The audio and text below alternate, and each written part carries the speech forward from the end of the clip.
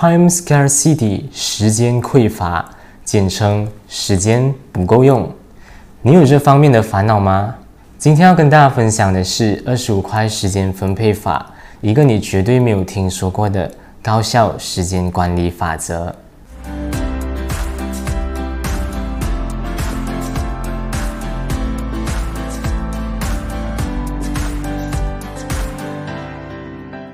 25块时间分配法之所以你绝对没有听说过，因为这是一个我独创的方法，通过我的实战和经验总结得出的一个高效时间管理方法。当我开始使用25块时间管理法来规划我的时间以后，我就再也没有时间管理方面的烦恼了。今天我将会把这个25块时间分配法的所有秘密毫无保留的分享给大家，手把手让你成为时间管理大师。如果这是你第一次来到我的频道，这是一个会向你分享升学资讯、奖学金、比赛介绍、数学知识以及生活分享的一个频道。如果你还没有订阅的话，请不要忘记点击 Subscribe 并打开小铃铛。那我们言归正传，为什么我会想要去创造这样子的一个时间分配法呢？在这之前，我一直用的时间规划方式就是每日时间表，也就是我每一天就会在一大清早的时候去规划好那一天一整天下来需要做什么事情。那我就发现这个每日时间表它有非常多的坏处，比如第一个坏处，我们需要浪费很多的时间去规划。再来，如果我们要做一个好的时间表，我们可能需要写的比较详细，就比如今天几点零几分我要做什么事情，然后几点必须做完。这样子的话，它就会太过详细，有时候就缺乏了自由度。第三，我们每一天的行程就有可能会有与别一天会有很大的差距。就比如我们来讲个例子，假如讲今天我是一个学生，我在星期一的时候我有补习，可能我补习我需要去上一个4小时的补习班，可是在星期二的时候，可能我是一个补习都没有的。因此我就会发现我没有办法去套用我在星期一的时候所用的时间表进去我的星期二的时间表，毕竟它的时间上有很大的差别。再比如如果我们做的是每日时间表，那周日与周末的时间表又是一个很不一样的故事了。就比如我们在周日的时候是需要去学校上课，可是在周末的时候就可以少了很多的时间，我们有更多的事情可以去安排，所以这就会导致我们没有办法节省我们的时间，因为它的差距实在是不小的差距。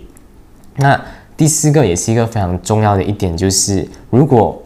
在我以前做每日时间表的时候，我发现我是很难去进行一个自我检讨的。什么叫自我检讨呢？就是当你已经过了你的那一天，你去探讨你自己到底有没有成功的完成到那一天的时间表里的每一项内容，或者说为自己那一天的表现到底有没有遵循到这个时间表去打一个分数。那你就会发现这个事情是很难做到的，原因就是因为你要做其实是可以，可是你会发现很浪费时间哦，每天晚上都要去不断的去进行这些计算，可能你去想去做要讲去计算你的这个自我检讨的时间，你拿这个时间去做别的事情，搞不好你可以做到更加多有意义的事情。因此今天我会跟你分享这25块时间分配法，它可以帮你节省这一方面的困扰。因为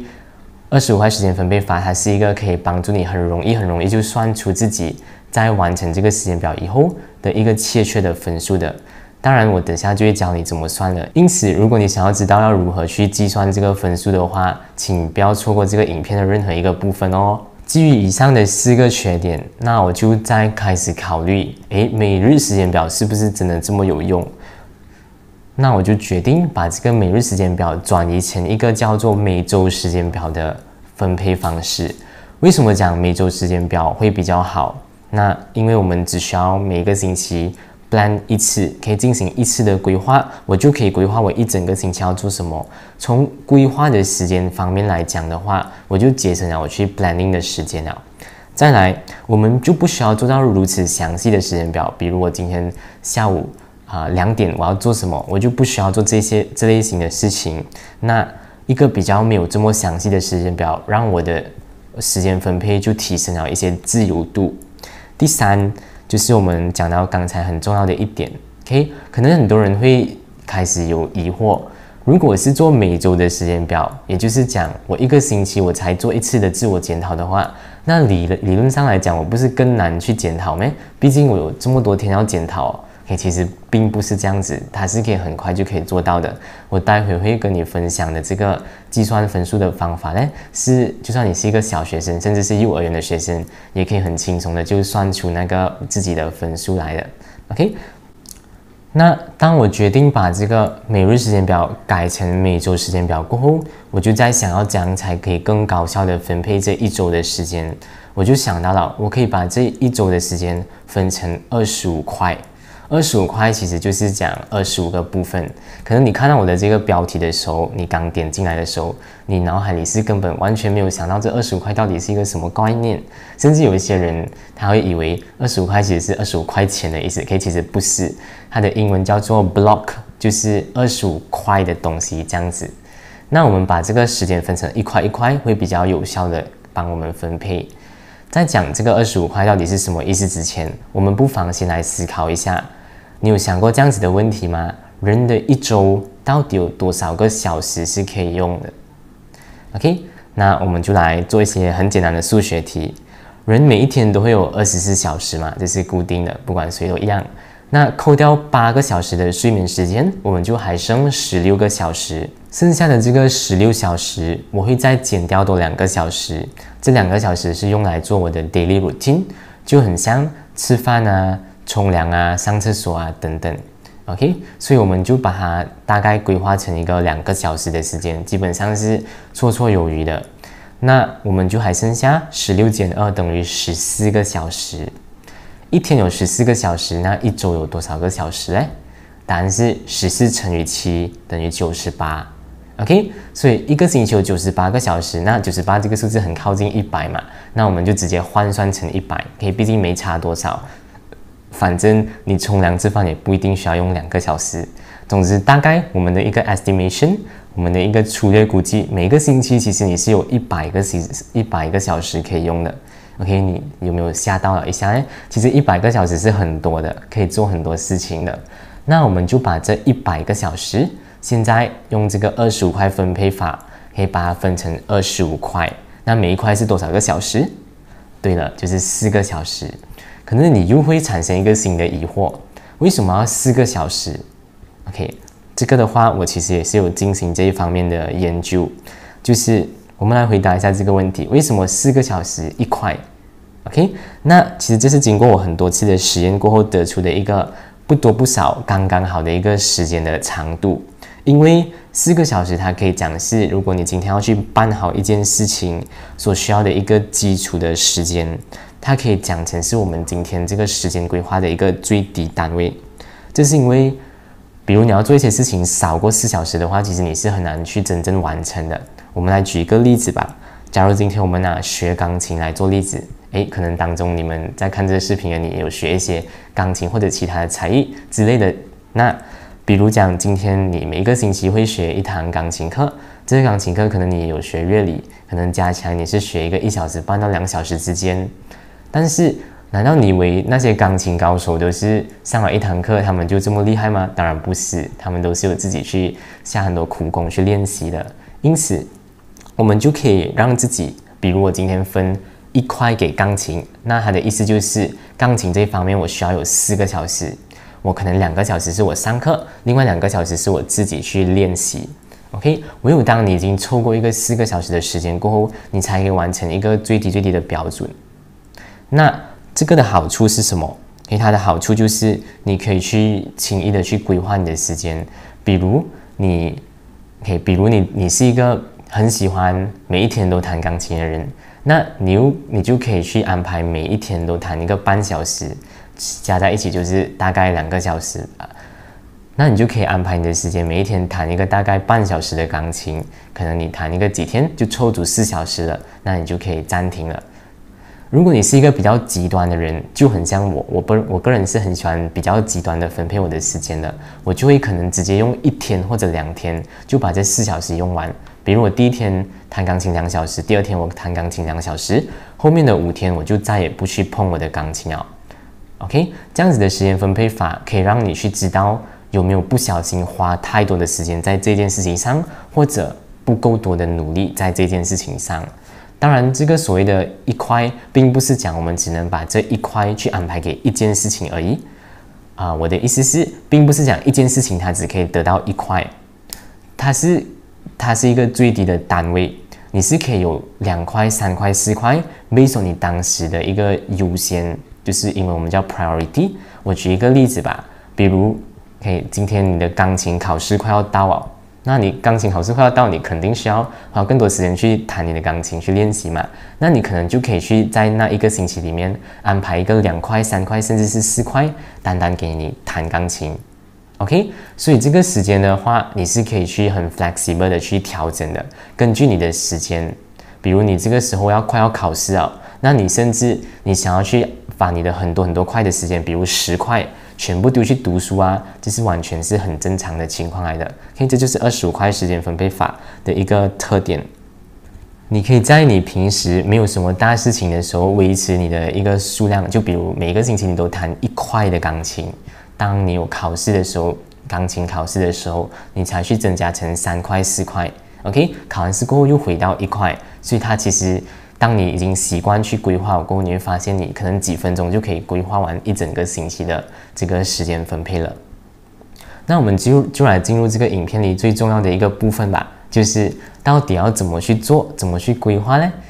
正所谓例子就是我们最好的老师。那今天我就会给你2个例子，去帮助你去 guide 你到底要怎样去规划你的时间，用这个25块时间分配法会比较高效的去帮你分配。那我给你的2个例子将会是2个全然不同的例子。第一个例子是我会以一个学生的角度，或者讲一个可能上班族的角度，你是平时的天，就是你有去读书，有去上班之类的，那你就会有很多的时间是已经固定了，就比如你要去学校的。OK， 这是第一个例子。第二个例子是我会举的一个例子是在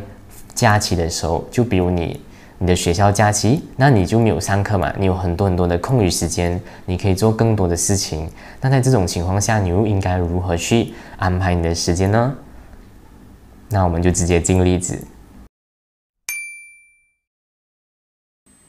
好的，那要做这个25块时间分配法呢，其实你只需要有一张白纸和一支笔，就可以去完成这个分配法的一个策划了。那当然，如果你喜欢科技感的话，你可以随时去用一些可以制作表格的软件，就比如 Excel 也是非常方便的。我本身的话，一般上比较懒惰，就直接用白纸就可以了。那我们可以看到这个表啊，这个表的话，它有2个栏，基本上左边的栏需要写的就是我们要做的活动，右边的话就是我们会分多少块的时间给它。我们的第一个例子的话，就是在平时天。比如，如果你是一个学生的话，就是你的读书天；你是上班族，就是你的上班的那几天。我们进入一个角色扮演。假如我今天是一个正在为我的 SPM 而努力的一个中学生，那我要如何去分配我这1周的时间？首先，身为一个学生，最重要的事情就是要上学嘛。那我可以先把上学写在这里。上学我会花多少时间呢？可能我们来做一个小小的数学题。假如我们是星期1到星期5上学，就是1周5天。这5天的话，每天都是大约7点半开始上课，然后下午1点半就是下课。所以我们来进行一个减法，13减掉7，你就会拿到6个小时。6个小时是 for 1天嘛，我们有5天，所以就6乘5，就拿到30个小时。30个小时我们要把它分成1块1块这样子分嘛，1块是4小时，所以30除4会拿到 7.5。7.5 的意思就是我们可以把它换算成8块，7.5 把它换算成8，所以上学的话我们会安排8块。除了上学之外还有什么？就比如你平时读书，你一定会有一些功课的嘛，那我们就安排一些时间来给自己去完成这1周的功课。这个功课的时间，假如讲你做功课的效率不错，可能你可以用1块的时间就完成这1周的时间，就大概4小时左右。当然，这个1块你放好的话，你在做功课的时候，当你发现你可能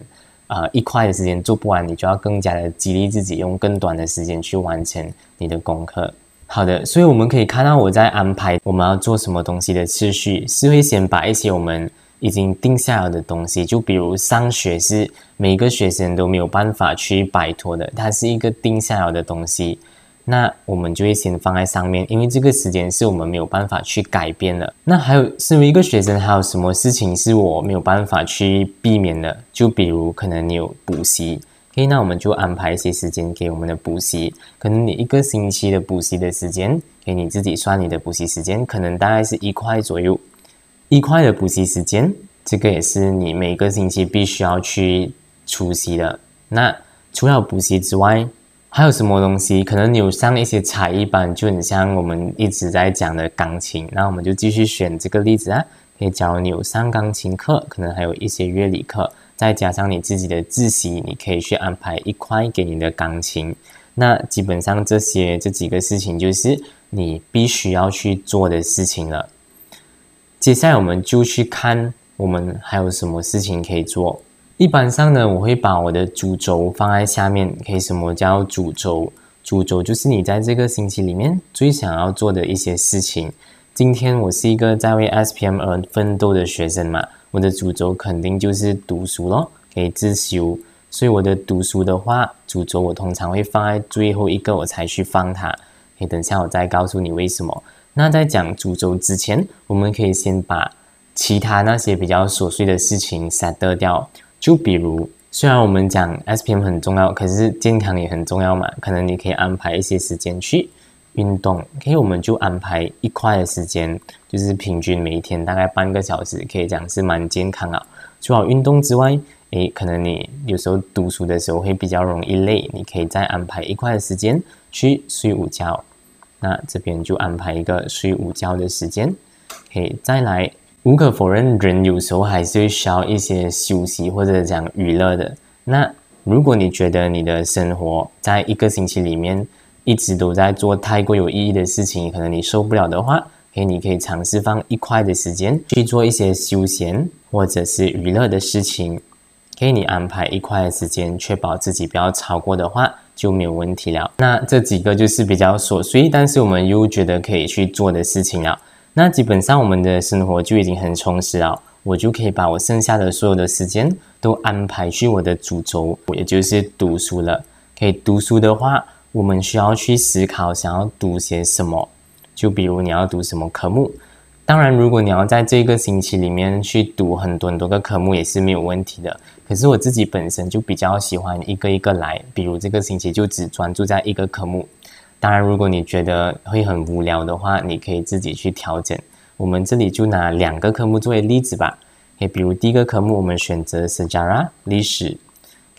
历史的话，可能我要在这个星期的时间内预习完我们整年的那个课纲，那样的话老师教的时候我就比较容易啊。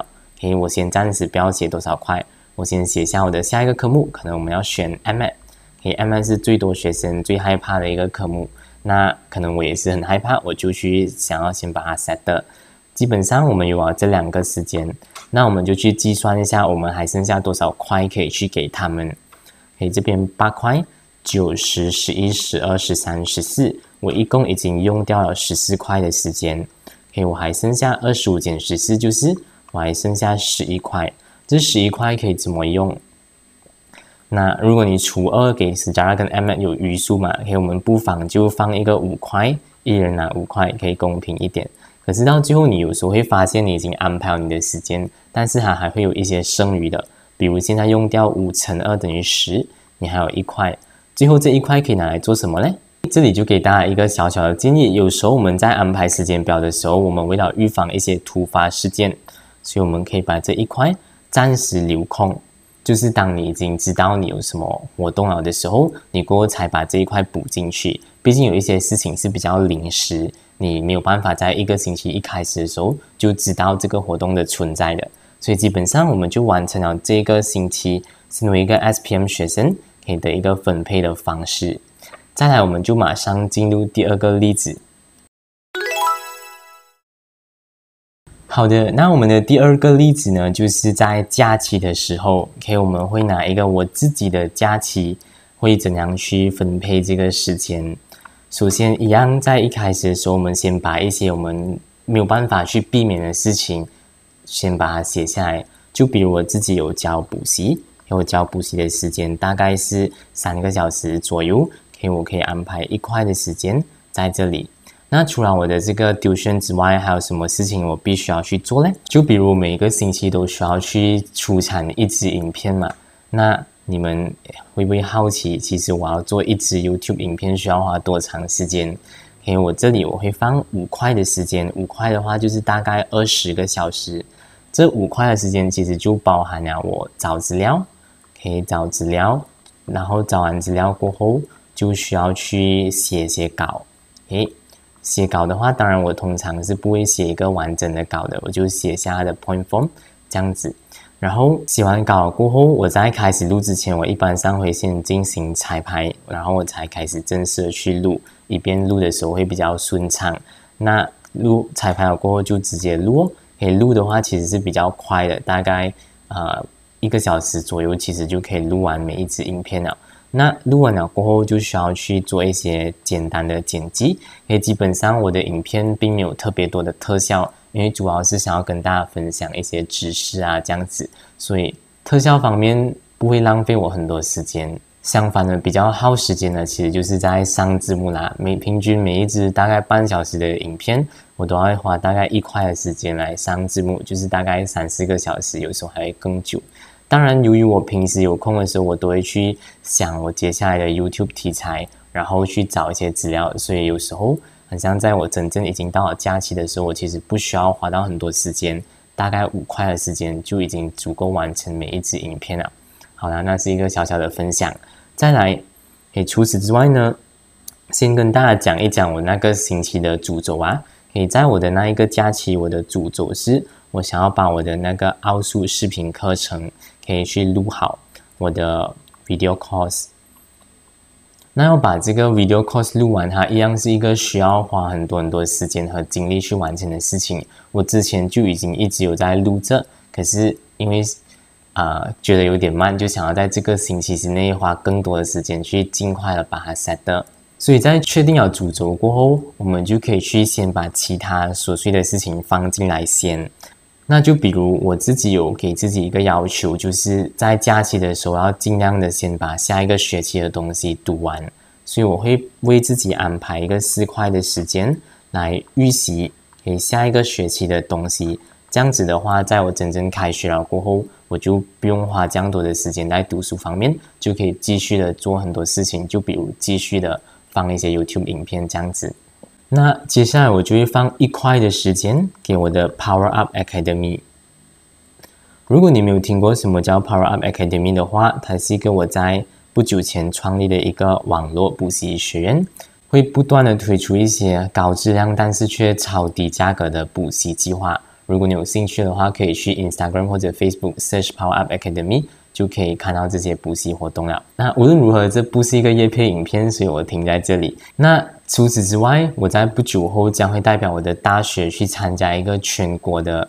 西洋棋比赛，所以我就安排了5块的时间，可以去专心的去下棋，就是去练棋。基本上是因为我平时没有什么时间练，所以在比赛快要到的时候，就经常需要去临时抱佛脚这样子。那到最后我就可以去 set 我的主轴了咯，我的 video course。那要录制这个主轴的话，我还剩下多少时间？一样，我们拿25块拿去减就可以了。1加5等于6，再加4等于10，再加1等于11，再加5等于16。25块减掉16块，就代表我还剩下9块的时间。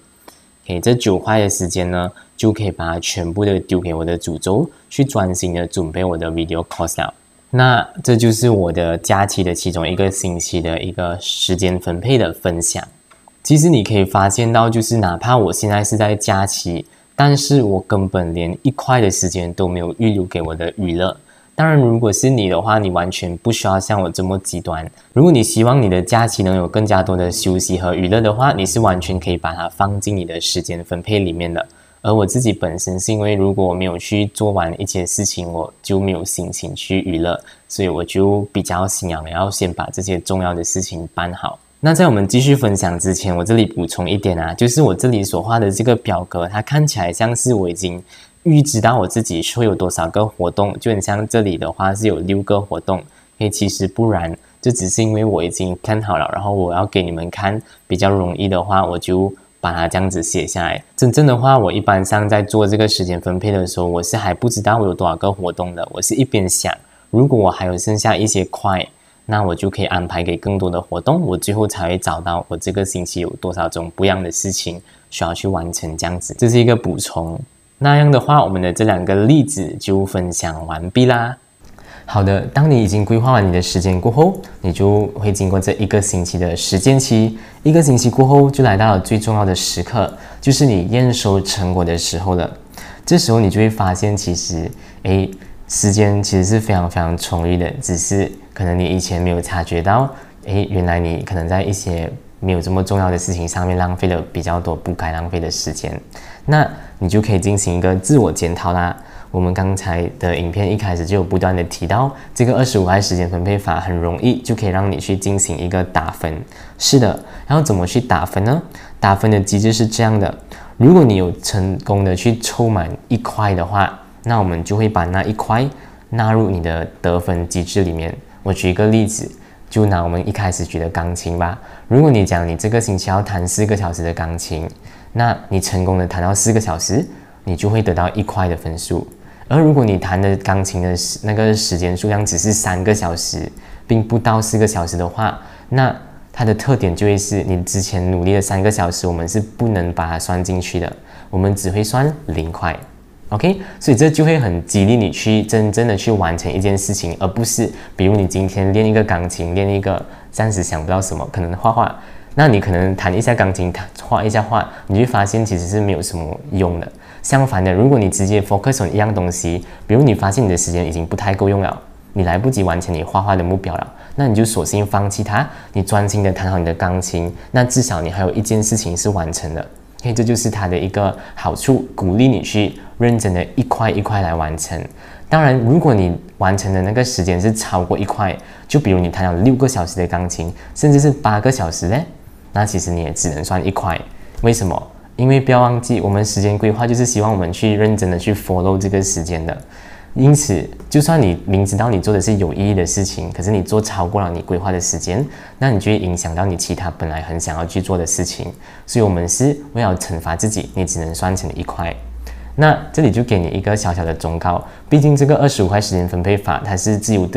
由度很高的。有时候我会做的事情就是，在我去分配这个时间的时候，我会留1块甚至是2块的时间，是我暂时不安排任何活动的。毕竟我也知道，有时候我们会临时会有一些活动的，就比如假如你是某一个社团的一个高层，或者你很积极的参与某一个社团的活动，他突然间来一个活动，可能他在1-2天前才告诉你，那你就来不及去你肯定是没有办法去纳入你在1个星期前就已经放下的一个时间分配嘛。那你就可以安排这个你特地空出来的1到2块的时间去做这类型的事情。这是给你的一个小小建议。在我们得知自己完成了多少块过后，我们把我们的答案程式就可以拿到在那1个星期得到的分数了。比如我这个星期完成了很多的东西，总共我完成了16块的分量，那我就会拿到的分数就是16块乘以4，拿到64分。这个64分满分是100分哦，毕竟我们已经提过了1个星期我们能有的空闲时间就是100嘛，100个小时，所以这个得到的分数它就对应了你在这1个星期里面你所善用到的时间到底是多少个小时。就比如64个小时，就代表着另一方面来讲你其实就浪费了36个小时去做一些你本来没有打算做的，可能是没有这么有意义的事情。那你其实就会发现，其实人呢都会花很多时间在比如社交媒体这些方面。当你发现你的分数就是没有达到你的预期的时候，你就需要去检讨一下自己到底把时间浪费在什么地方了。那我这里就跟你分享一件事情，就是其实如果你在第一次去做这个时间分配法的时候，你的分数如果拿到很低的分数，其实那是非常非常正常的。那我就直接告诉你吧，如果你在第一次做这个25块时间分配法，你能拿到一个50分的分数的话，其实你就已经算是非常不错了，真的没有骗你。因为真的是很多人他都在无形中浪费很多的时间，自己都不知道的。OK， 也有可能你也一样，在开始这个25块时间分配法之前，可能你是没有意识到、没有察觉到的。因此，在你每次做完这个25块时间分配法过后，如果你拿到分数不高，那你就要警惕自己，可以减少浪费时间，在下一个星期的时候，可以去努力的拿到一个更高的分数，战胜自己。好的，那我们就依照惯例，以一个简单的例子，快速的跟大家谈一谈要怎样去算分。我们就拿我们刚才的第一个例子，假如现在是1个星期已经过去了，我们要去总结我们的成绩。首先，假设我们最后留的这一块，可能你安排了一些时间去你的学校突然举办的一个课外活动，又或者你的老师可能邀请了一些外州的老师进来给你们一个讲座之类的。那我这边就写一个杂吧。可以就是一些杂七杂八的事情，那我们就去检测一下自己完成了多少块。首先上学基本上，除非你是一个很喜欢逃学的人，不然的话基本上都是可以完成这8块的。那我们就可以在这里写上一个8。功课的话，假如你完成了，可能你完成的速度没有这么快，可能你用了6个小时来做，可是你还是可以抽成1块。补习也是除非你逃课了，不然一定可以做到的。所以你会发现，当我们是在非假期的平时天的时候，有比较多义务的事情，你通常会拿到比较高分，因为有一些事情是你一直都没有办法去避开的。钢琴，可能你有去上课，可是你回家的时候，你有一点点懒惰练习，可能你只花了3个小时在钢琴方面，那我们就不能算，就算是一个0。运动，可能你可以一开始的时候运动到很爽，可是后面突然间累了，那你没有完成4个小时，放个0。睡午觉的话可能你第一天就睡2个小时，第二天也睡2个小时，就已经抽到了这一块。休闲娱乐，基本上如果你有把这一块放进来的话，通常都是一定会满分的啦。OK， 再来的话，这个杂也是满分咯。For Sejarah 跟 MA 的话，我们举一个例子，假如你今天在读这个 Sejarah， 读着突然间觉得 Sejarah 很有趣，哪怕你已经花了20个小时在 Sejarah 上面，可是你还继续的反正我都读到这边了，我就干脆把整本书读完啦。那你可能就会花超过5块的时间，但是我们依然是只会放5块而已，记得这一点哦。所以最后可能你读 Sejarah 读太久，你读 MA 的时间就比较少了，可能你最后只花了1块的时间在 MA 方面。那样的话，到最后我们解算一下，我们拿到多少分？可以8加1加1等于10，再加2等于12， 17、18、19。所以到最后我们的分数是19块，19块乘4的话，你会拿到76。76就是你最终的分数，也就是讲在这个星期里面，你一共在这100个小时里面，你花了76个小时在有意义，在你事先安排好的事情上面，所以这就是你的分数，是一个不低的分数了。那这就是如何计算自己的分数的一个例子啦。那接下来我们就来谈一谈，有没有什么方法可以帮助你去提高你这个25块时间分配法的得到的一个每周的分数呢？当然是有的。第一个方法就是你需要非常的自律。这真的是非常重要的一点啊，因为我们做时间表的目的就是要去跟着我们自己的时间表去做事情。所以如果你做了你的时间表，可是你却没有去跟从的话，那其实就没有什么意义了。不管我的这个时间分配法有多么高效，你也是对你来讲也是不会有任何帮助。因此要尽量的让自己自律，为了拿到更好的分数而努力。第二，你可以去做的事情就是可以去尝试去做一些自我奖励。就比如你在每一周进行每一周的可能最后一天，可以为自己做一个检讨，打了一个分数过后，如果你的分数高过某一个分数，就比如高过60分或者70分的话，你就可以奖励自己，就比如可能在周末的时候买一杯奶茶让自己喝之类的。那也不一定是要 fix 一个很确切的分数，你可以讲，如果你的分数高过3个星期的分数，你就怎么样这样子的自我奖励会让你在那一整个星期都充满动力，会想要去打败上一个星期的自己。第三个也是一个非常重要，我非常建议大家去做的事情，就是你可以去找你的朋友来一起去做这个25块时间分配法。如果你觉得这个时间分配法挺不错的话，那你就把我这个影片也不要迟疑，把它分享给你的朋友们，跟你的朋友讲，我们来一起挑战一下这个25块时间分配法，要吗？我们看看在下一个星期的时候，谁拿到的分数会更加高。那当我们有了一些这种良性竞争，你就会想要去尽量的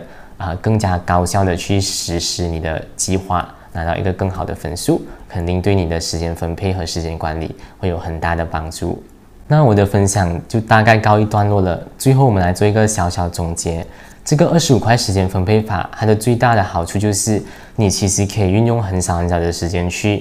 用来去规划你的一周的行程。所以如果你可以在规划时间表方面上所用的时间本来就已经被节省了的话，那你其实就已经很成功了你的时间分配。所以通过这个25块时间分配法，不但可以节省你的规划时间，还可以节省你的检讨时间，所以是一个非常值得尝试的一个分配时间的方法。当然，如果今天跟你讲了这么多，可是到最后你却没有去实践的话，那我讲的这些对你来讲也是一点帮助都不会有的。因此，看完我这个影片过后，你可以马上的去思考你下一个星期要做什么，可以直接规划好你下一个星期的这个25块时间分配了。最后，如果你觉得我今天的影片对你有帮助的话，可以帮我点一个赞，并分享给你的朋友们，让你的朋友也跟你一起努力去挑战一下这个25块时间分配法吧。今天的分享就到这里，希望对你有帮助。我们下一个影片再见，拜拜。